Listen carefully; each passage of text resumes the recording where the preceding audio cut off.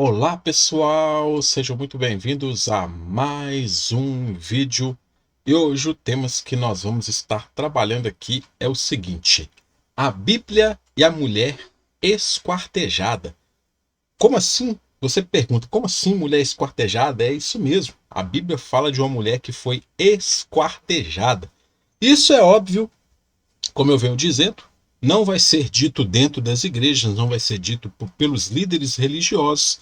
E hoje vou trazer para vocês essa questão aqui e demonstrar como que funcionava justamente dentro da época em que eram aplicados esse tipo de comportamento.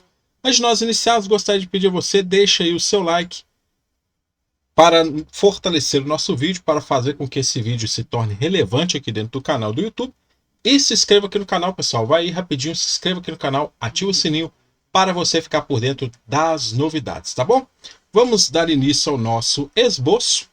Esse texto se encontra em Juízes capítulo 19, versículo 26. O texto vai dizer assim: E ao romper da manhã, veio a mulher e caiu à porta da casa daquele homem, onde estava seu senhor, e ficou ali até que se fez claro.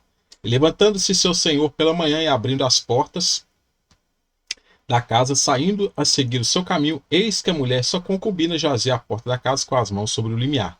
E ele disse: Levanta-te, vamos-nos, porém, não respondeu. Então pô-la sobre o jumento, e levantou-se o homem e foi-se para o seu lugar. Chegando, pois, à sua casa, tomou um cutelo e pegou na sua concubina e a despedaçou com seus ossos em 12 partes e enviou-os por todos os termos de Israel. E sucedeu que cada um que tal via dizia: Nunca tal se fez, nem se viu desde o dia em que os filhos de Israel subiram da terra do Egito até o dia de hoje. Ponderai isto no coração, considerai e falai.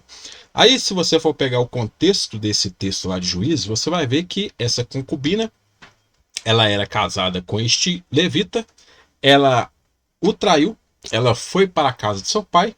O levita, depois de alguns meses, foi lá buscar tentar se reconciliar com essa mulher. Passou alguns dias na casa do sogro, que insistia com ele para permanecer ali. Eles saíram para ir para essa cidade, para se hospedar, para no caminho para casa, juntamente com a sua concubina e um servo seu.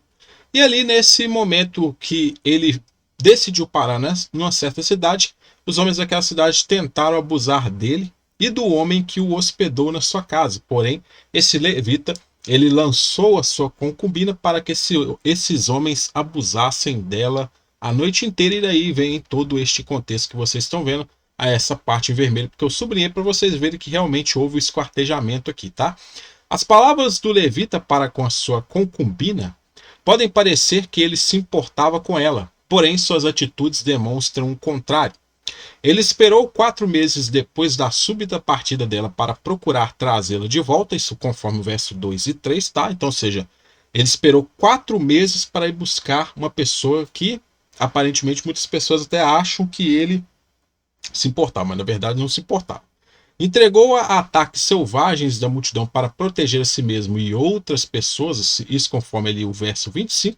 Na manhã seguinte ao estupro, quando encontrou a concubina deitada à porta da casa em que estava hospedado, a tratou sem compaixão, exigindo que ela se levantasse e fosse embora com ele. Então, ou seja, esse contexto aqui, você pode ver que é o contexto que está dentro do texto bíblico, que muitas pessoas consideram como inspirada a palavra de Deus. Só que isso os líderes não vão demonstrar dentro das igrejas para as pessoas, justamente essa parte negra da Bíblia, eles vão ocultar, vão colocar debaixo do tapete.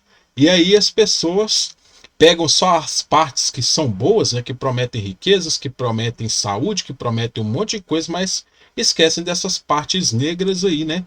Aí fica complicado. Não há menção da morte da concubina na história, o que levanta uma pergunta: ela estava morta quando o levita a encontrou ou morreu no instante que ele a dividiu em 12 pedaços? Será que ela estava viva? A falta de respostas às suas palavras sugere que ela estava morta, ou seja, falta de resposta nas palavras da mulher, tá? No mínimo, a ação do levita vai contra o respeito normal demonstrado para um corpo morto em Israel, trinchando-o como se fosse a carcaça de um animal e enviando os pedaços às 12 tribos de Israel como uma convocação para a guerra, tá? Então, seja, Aqui tem justamente essa questão. O texto ele se cala e não fala que ela estava viva e também não fala que ela estava morta. Só fala que quando ele perguntou, ela não falou nada. Mas aí é a questão, se ela estava viva, o fato foi pior, porque ele esquartejou essa mulher viva, ou seja, não esquartejou ela morta. Se ele esquartejou ela morta, ele não teve respeito para com o corpo, porque entre os judeus tinha essa questão justamente com respeito ao corpo das pessoas mortas, né? Eles não permitiam fazer nada contra esses corpos ali, porque eles tinham ali justamente essa questão de deixar as pessoas descansarem em paz. Então, ou seja, aí já cai nessa outra questão. Aí fica essa perguntinha: ela estava viva ou estava morta? Se estava morta, o levita não respeitou ali as tradições da época. Se ela não estava morta, então ela estava viva e o caso se torna pior, ou seja, ele esquartejou uma mulher viva. E aí, como que fica agora? Isso é o que está na própria Bíblia, considerada por muitos como palavra inspirada por Deus. Como que fica isso aí agora? Em um texto de Mari, o ARM 248, Badilin, servo de Zirilin, tem dificuldades para formar tropas entre as tribos nômades haneanas. Para convocar as tribos nômades recalcitrantes, né? Um criminoso de uma prisão foi decapitado, sua cabeça foi exibida em desfiles em várias cidades. Vendo o que aconteceu àquele homem, as tribos haneanas responderam com medo às convocações para unir-se à campanha militar. Parece haver uma correspondência entre as partes esquartejadas de um animal e um corpo humano esquartejado, como confirmado no evento de Juízes 19:29.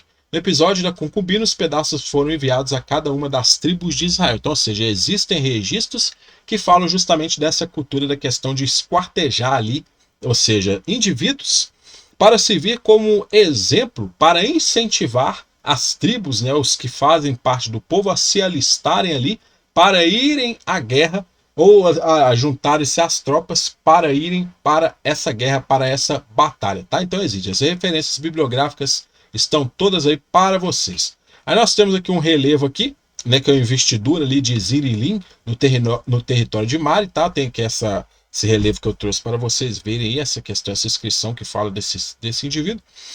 Aí nós temos aqui a figura de Assur-Nazipal II, de 883 a 859 a.C. Na laje, 3 carros de guerra assírios, tá? Cada um puxando por 3 cavalos avançam para a direita da cena. Os ocupantes dos carros portam arcos, flechas e sobre a cabeça carregam o estandarte da divindade Haddad. Cada carro de batalha é ocupado por 2 guerreiros, um conduz o outro que ataca adversários com flechas. O guerreiro do carro da frente está ferido por uma flecha e tem o torso e a cabeça virada para trás na direção dos carros que o seguem. Seu braço direito está estendido para cima e os cavalos do seu carro estão caindo. À frente, 3 arqueiros do exército assírio avançam. No plano superior, vê-se um abutre e 3 corpos dos guerreiros adversários estão decapitados e estendidos no chão. Vê-se também parte das árvores que foram cortadas. Então você pode ver que tem 3 corpos aqui em cima, onde eu estou passando o mouse aqui, sem cabeça, tá? Aqui vocês podem ver essa questão aqui. Na Mesopotâmia, a mutilação dos corpos dos inimigos é uma prática bem conhecida. Podemos perceber a preocupação dos escribas e artesãos em inclusivamente registrar grande número de inimigos mortos e mutilados, como também suas identidades em grupos étnicos ao qual pertencem. Entre os diferentes tipos de mutilação praticados, a decapitação de cabeças é bastante comum, já que a cabeça é a expressão da personalidade única e individual, e uma vez exposta não se teria dúvida da morte dos mutilados, tá? Aí tem um outro relevo aqui também de Assurbanipal, tá? 668 e 631. O rei Assurbanipal, ou Ashurbanipal, né? Está sentado em uma esteira longa. Ele veste uma túnica adornada de símbolos e está coberto com uma capa um pouco abaixo de sua cintura. Na cabeça, usa uma tiara com fitas e tem seu braço direito levantado e na mão segura um cálice que leva na altura da boca. Seu outro braço está encostado sobre o móvel e em sua mão esquerda segura uma flor de lótus, descansando no jardim. Ele está acompanhado da rainha Ashur-Shahati, sentada em seu trono. Na cabeça, ela usa uma coroa adornada e veste uma longa túnica adornada com rosetas. Em uma das mãos tem um cálice. Ali bebem e escutam música. E a poucos passos do rei, que estava sentado embaixo de uma parreira, podia ser observada na esquerda da cena a cabeça de Teumã, rei de Elam, pendurada em uma árvore. O destaque dessa imagem é a cabeça de Teumã exposta no canto esquerdo superior e a celebração de Assurbanipal demonstrando escárnio e prazer sobre a representação da evidência da morte de seu inimigo. Aí você pode pegar aqui na árvore, aqui, nesse cantinho aqui onde eu estou passando o mouse, você vai ver, pode ampliar a imagem, e você vai ver que isso aqui é uma cabeça, tá? É uma cabeça do inimigo ali diante deste rei. E por fim, nós temos esse relevo aqui. Você veja que cada um dos soldados tem uma cabeça aqui na mão, ou seja, no relevo acima, vê os soldados assim celebrando vitória com as cabeças decapitadas de seus inimigos, juntamente com músicos celebrando a vitória.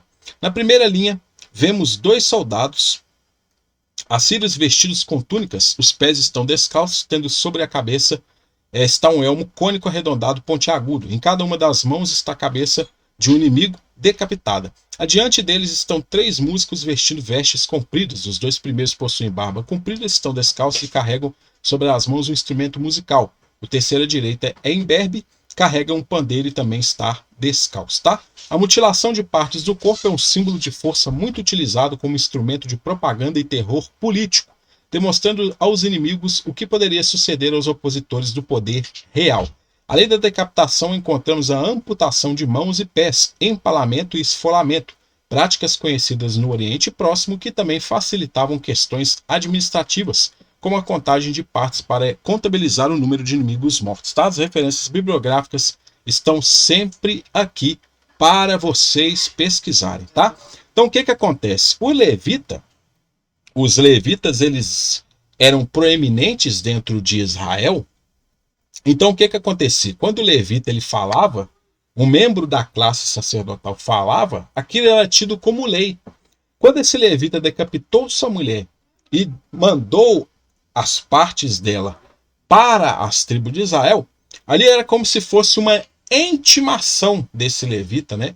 E provavelmente ele, juntamente com essa intimação, já era dentro do costume deles mandarem não só decapitarem e exibirem ali a parte do corpo decapitado, mas essa prática também poderia ter enviado ali uma maldição, uma praga, né?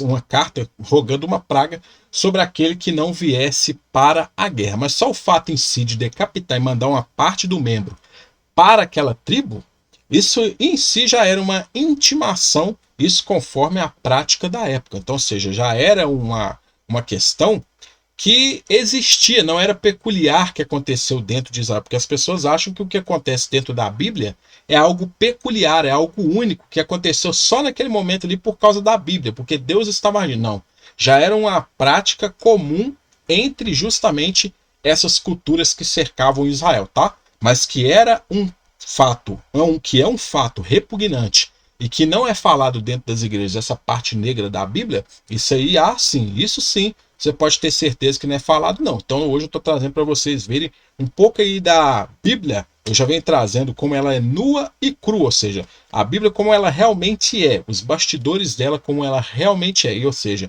não tem coisa boa não, tá? Agradeço vocês por terem ficado comigo aqui até o final. Não deixe de curtir, comentar, compartilhar. Vai aí nos comentários, deixa aí a sua opinião, o que você achou desse vídeo. Coloca aí também algumas dicas de temas que você colocar que pode virar vídeo aqui do canal. E se inscreva aqui, pessoal. Vai aí rapidinho, se inscreve, ativa o sininho para você ficar por dentro das novidades. No mais, eu tenho só a agradecer a vocês, desejar muito sucesso, um grande abraço e até a nossa próxima oportunidade.